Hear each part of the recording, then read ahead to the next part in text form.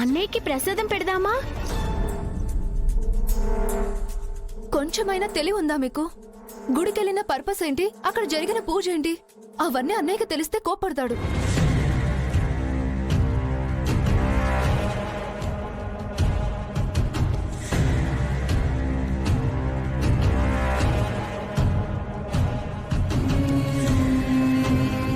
ఏంటి ఆ గుసగుసలు?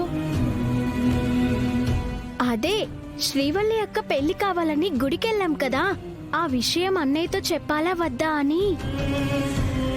ఆడపిల్లకి పెళ్లి కాకుండా ఇంకేమవుతుంది?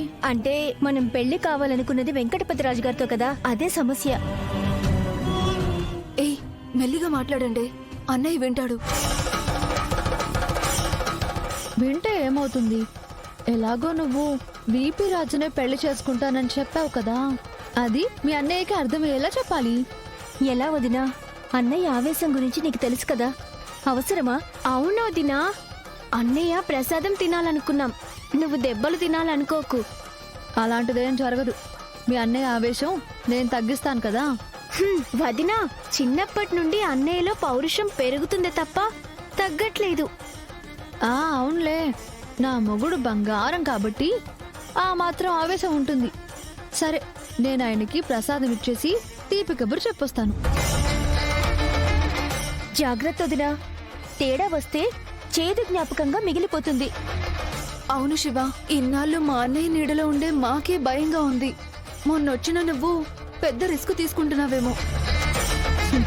ఎప్పుడొచ్చామని కాదు, పని అయిందా లేదా. టిష్. ఆల్ ది బెస్ట్ వదినా. నేను పరీక్షలు రాయడానికి వెళ్తున్నానా ఏంటి ఆల్ ది బెస్ట్ చెప్తున్నారు? ఇలాంటి విషయాలు అన్నయ్యతో మాట్లాడడం నిజంగానే పెద్ద పరీక్ష. అది మీకు, నాకు కాదు.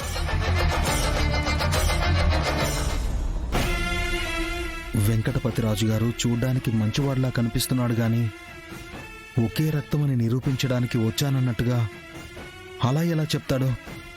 ఒకటే రక్తం కాబట్టి తను కూడా వరదమామయ్యలాగానే మాట్లాడుతున్నాడు.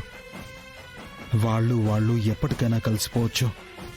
అలా వెంకటపతిరాజు ఆ రాక్షసుల ఇంట్లో ఉన్నాడు కాబట్టి ఎప్పటికైనా ప్రమాదమే.